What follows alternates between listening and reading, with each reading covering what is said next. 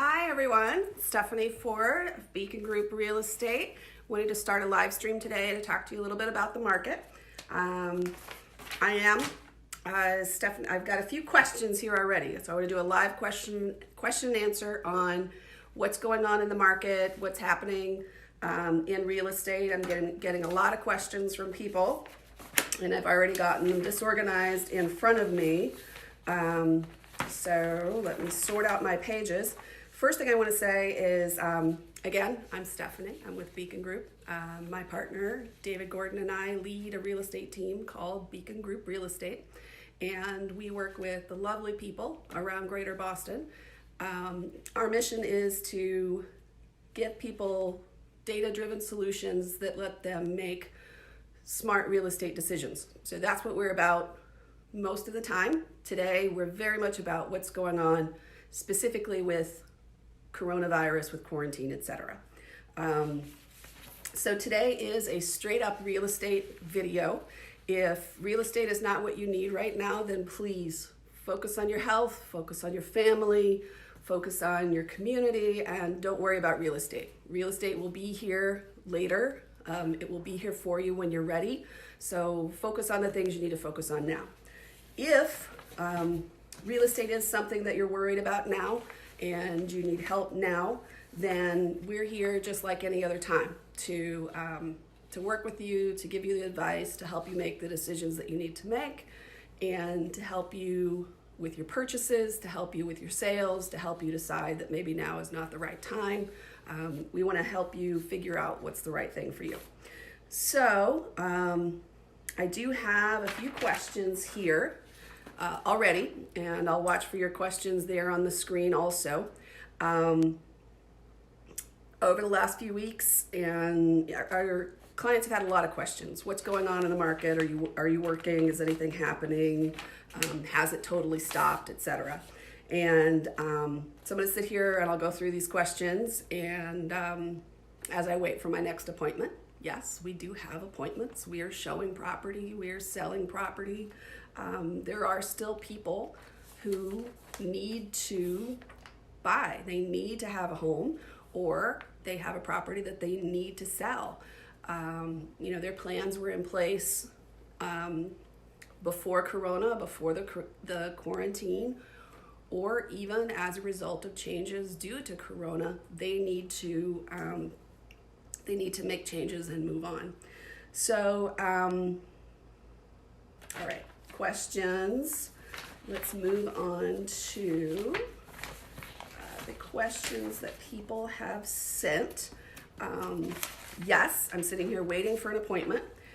Different places are handling appointments in different ways. Everything changes every day. So when we're working with clients right now, we ask them to be flexible, to be prepared, to expect a different set of rules periodically as we go. About a month ago, maybe even a little more, Boston had stopped all showings, and actually the governor had stopped all showings for a few days. And then we were back. They reversed that decision, and we came back.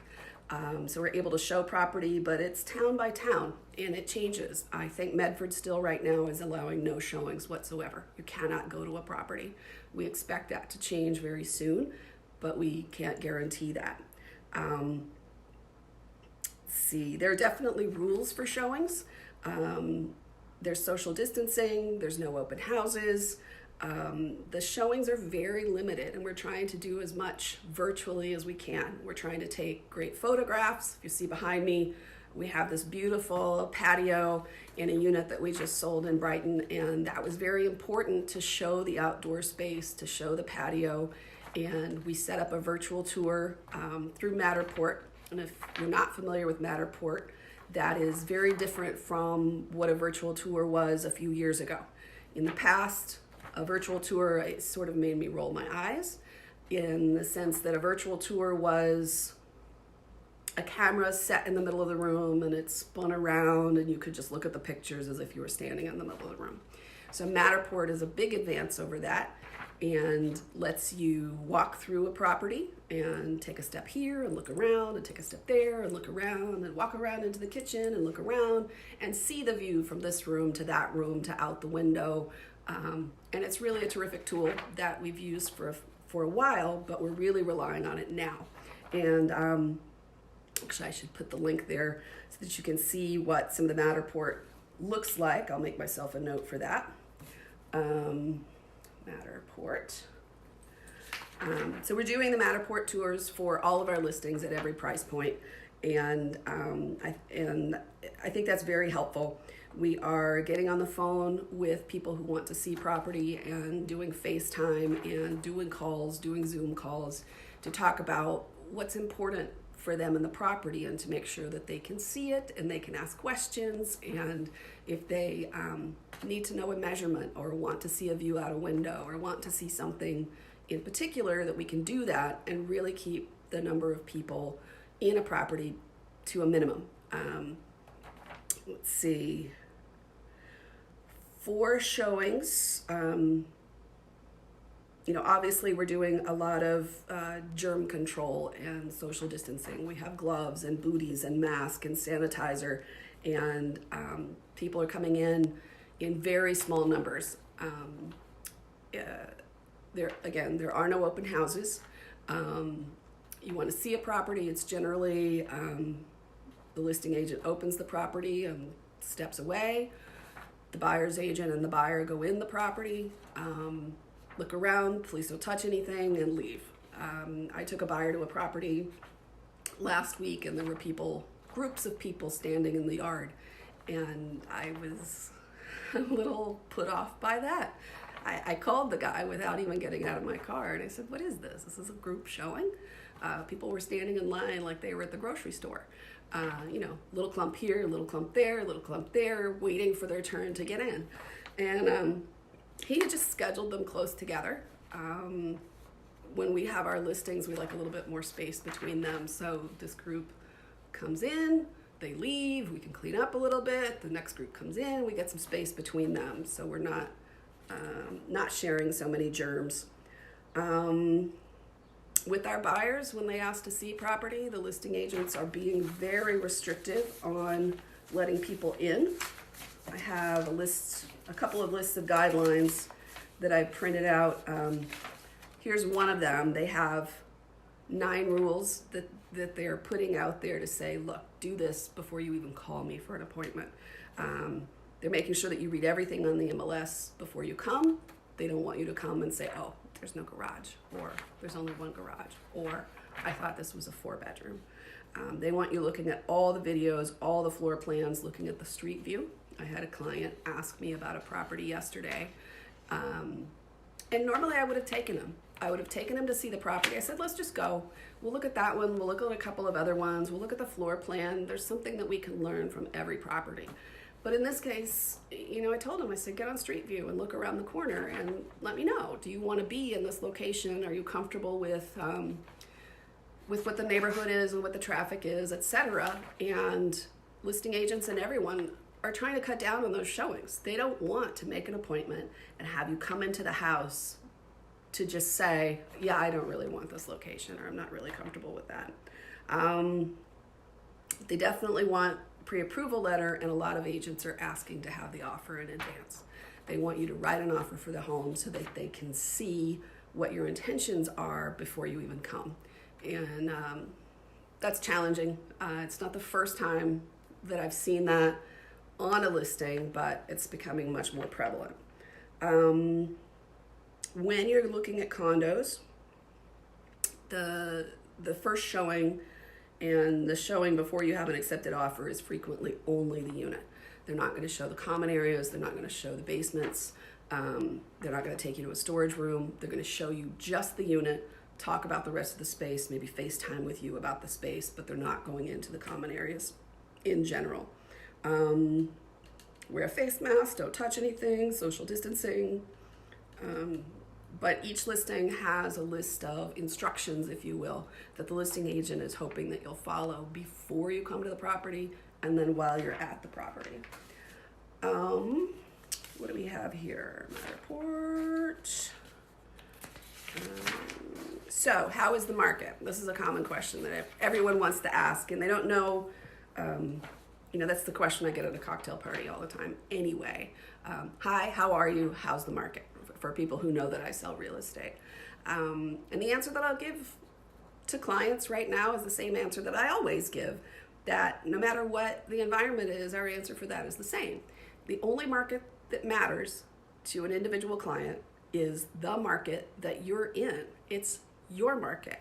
The market for the type of property that you have in the location where you have it, or the property that you're looking for in that location. There is no market that I can talk about in a broad way that applies to everyone the same. The market is the demand for that particular property. It's how do other people see that property. And we try to quantify that for our clients as much as we can. We're still seeing very strong demand with many of our listings and our buyers. When we work with our buyers over all time, our goal is to help them select, to give them the data to help them to select a property that is always in demand. So that property is in demand when the economy is strong, when the economy is weak, when the tragedy strikes, that hopefully our clients own properties that will always be valuable and will always be able to be sold. So with our buyers right now, a lot of the property that we're looking at to purchase still has multiple offers. They still sell very quickly. It's still very competitive, and that hasn't changed. If anything, it's gotten a little bit more intense since showings have been limited. So what we've seen last week in Cambridge in our office, there was a property over $2 million that still had more than 10 offers. I have clients bidding for property in the last few weeks where we still compete against 5 people, 7 people, 10 people, and we write offers that are 10% over asking price and we still lose. And I never want to put out there, oh, you should always bid over asking price. That's never the case. That's a blanket statement. It's figuring out what the value is. But as we look at the multiple offers on property, it's the same conversation that we had with people 6 months ago or 6 years ago, that there's a group of people you're bidding against and somebody's going to win it. One person is going to win it. And usually it's the person that pays the most. Not always, but usually. There's certainly other considerations, but none of that has changed in many of the places that we're working. And as our clients know, we work in a lot of communities because our clients want to be in different places. We meet a client in Back Bay or Cambridge when they're younger, and then they want to move out of town, and then they want to move back. So we're keeping our hands in all of these communities and keeping a pulse on what's happening. So far, we have not seen property just sitting. We haven't seen anything that's just sitting out there waiting for somebody to come make a lowball offer and get a great deal. We see something come to market. Here's one thing that's different. We see something come to market and sell extremely quickly, even quicker than it was before. The way that bidding worked before Corona, the way that it's worked for the last not quite 10 years, but somewhere in that range, frequently is that property comes to market on Thursday, and there'll be showings only on the weekend, only at the open house, and then offers will be due on Monday or Tuesday. And there's this sort of weekly rhythm to things. And in the buyer's perspective, you see what comes on during the end of the week, and then you go see them on the weekend, and you make a decision by Monday, Tuesday, and you write an offer or maybe a couple of offers, and you bid. And if you don't win one that week, you wait a couple days and the new ones come out for the next week. And it's been that way for a long time, but it's not now. Now, property comes on the market every day. It may be sold before you can even go see it. If there's somebody who knows the neighborhood, knows the type of property, looks at the pictures and says, that's good enough, or that's exactly what I want, they write the offer, they've got it, and you never got to see it. So we have to be very aggressive with our buyers, even more than we were in the past. And we have to really push for appointments sometimes. And like I said earlier, sometimes that actually means we have to write an offer before before we go see the property. So buyers that are just entering the market right now, it can be challenging. Even before, it was difficult to see 10 properties to get to have an idea of the market and the context of what you're looking at. I can't show you 10 properties now. I don't know how long it would take for there to be 10 properties available that we could go look at. It's at least 5 to 10 weeks just to be able to see that many properties. But as far as demand and prices, we're still seeing that the ratio, even if properties are coming to market and there's some people are holding back, if some people aren't listing their properties, we're still seeing a very strong ratio of the number of buyers to the number of sellers. And that intensity is still there.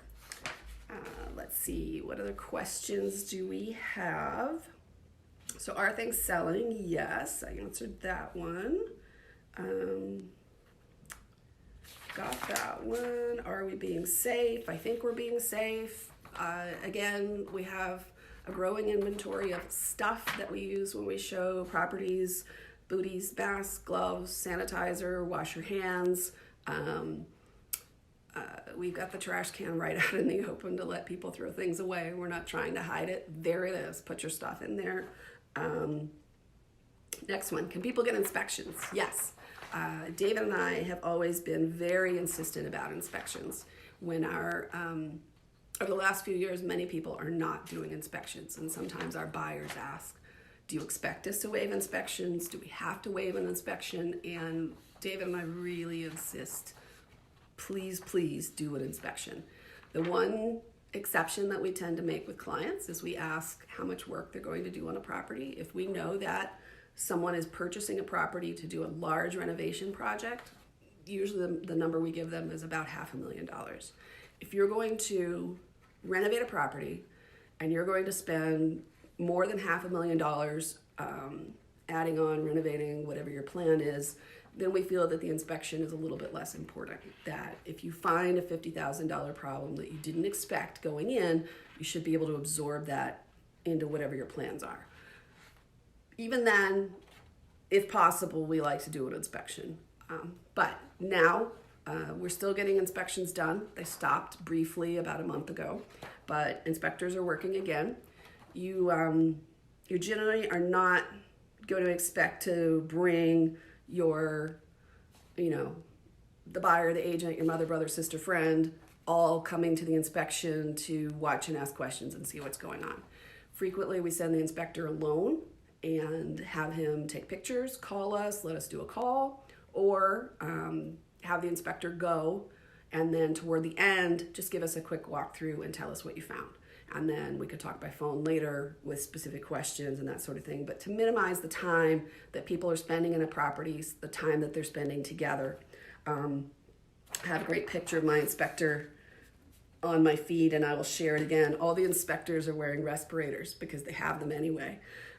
So they're all, it's difficult to understand them, admittedly, but they have these respirators on that are pretty terrific. They look like aliens. Inspections, what else? That's it for inspections. Any other questions coming on the screen?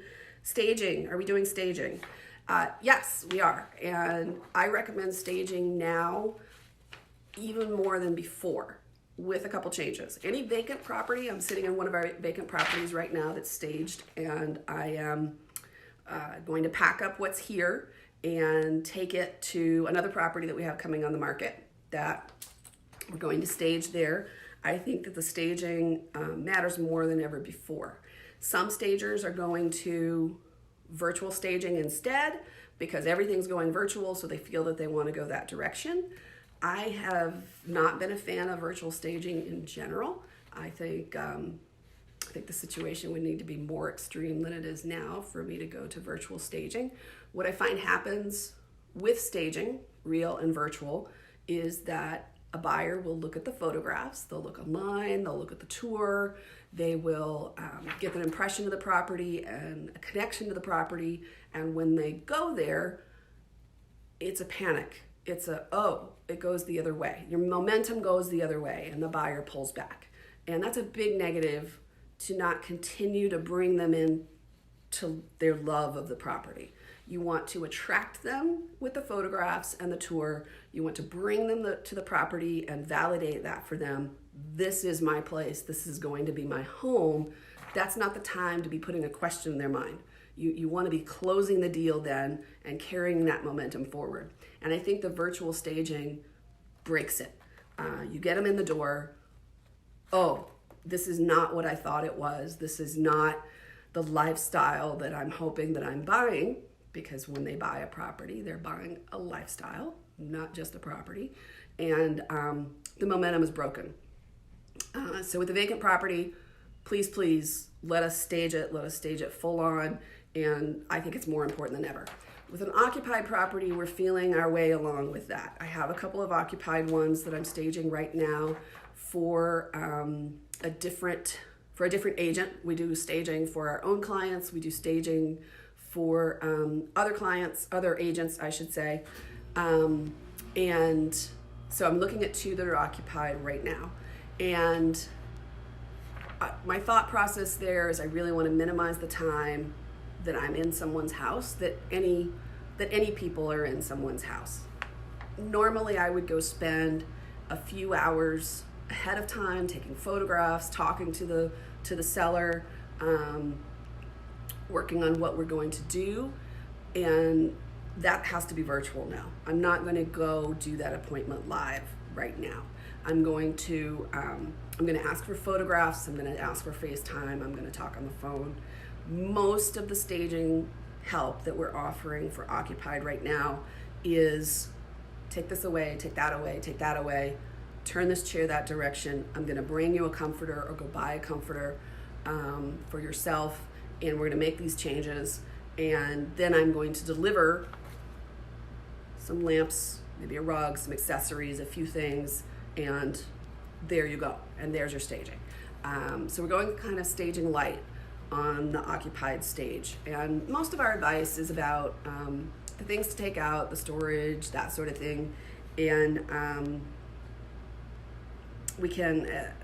I'll have another video very soon on walking through that in a general way, and how we do the appointments also in a very specific way. Here's what I do when I come meet with you for staging, because I'm not doing that 2 or 3 hour appointment anymore. So we'll have that in video for you. I'm also going to make a note on that one. Staging video. All right. Other questions that we have. Let's see. Questions on the screen, and the question. Oh, here's another showing instructions. You must look at all online information and virtual tours, of which there are 2.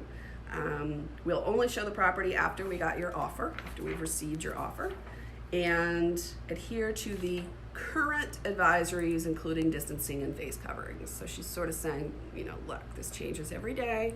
Whatever it is at the time, that's what we're going to follow.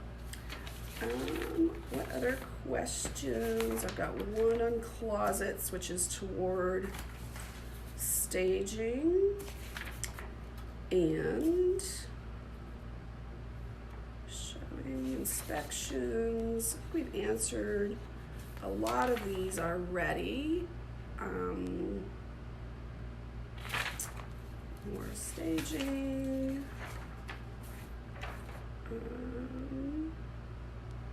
This is the dead air time that no broadcaster wants, right? Yes, we're doing staging. Yes, we're doing appointments. The market is shockingly like it was before. And I had a quick one on closets, and I think unless any more come in, I'm gonna close on this one. So this leads us into more of a staging and preparing for sale video that I will give you another installment on that. I'll wind down today. If you have any last minute comments or questions, please put them up on the screen and we will look at that. Closets. So our thoughts on staging things that don't show up in photographs. Again, we really do want the people to come to the property. We want them to see it, and we want them to have a forward momentum with it. So before and now, we want to think about what your storage looks like, and to have it have the same appeal and simple lifestyle that the buyer's looking for, and to not give them a like, oh wait, this is really a problem. These people don't have any storage. What gives the impression of no storage? They open the closet door, or the listing agent opens it for them, and stuff falls out. Or it's completely packed in there where you can't see the back wall, or you can't see the back of a cabinet or the basement wall, etc. Any place that you have things stored. So before we even come to a property, we ask, in your closets, your kitchen cabinets, your basement, your sheds, your garage, your whatever, take at least half of whatever's in there out. If it's out of season, if you're not going to use it in the next few weeks or months while you're looking to sell your property, get it out. If it needs to be purged, if it needs to be donated, if it needs to go into storage, if it needs to be passed on to a cousin or a friend, etc., take it off site. From there, the goal is to see nothing sloppy and to see the walls. When I look in a closet, I want to see where the wall meets the floor in the back. I want to see the basement wall where it meets the floor. I want to see the walls of the garage as much as possible, although if we stack boxes against one wall, we could, discuss that. But like I said, we'll make some videos with some more detailed, here's the things that you can do to prepare, especially since you may have time at home now to do some of this. Sometimes we get phone calls, I don't want to ever do this again. I'll tell this story, but I never want to do this again. We got a phone call one time that a woman had to move in a hurry. She called us on a Tuesday and said, I gotta go. We got her property on the market on Saturday. Please give us and you a few weeks to prepare your property for sale. But for this woman, she's packing her boxes. We came in with the photography and the staging, and we would move all of her boxes out of a room, and we would stage the room, take a photograph, put all the boxes back, and we went room to room like this. We got the property on the market on Saturday. We got it sold on Tuesday. Wow, that was a lot of work. And please don't expect it to work that way, especially right now, where it's more challenging to get into properties. It's more challenging to be taking things in and out, and gloves, and trying to be safe, etc. So give yourself a few weeks to manage your things. Most of preparing for sale is about managing your own things, not your house. So that's my quick soundbite on that. It's been wonderful to chat with you guys today. Are there any last questions that I can answer? No comments rolling by. I'm so glad to get to chat with everyone, and I appreciate the questions that you sent in.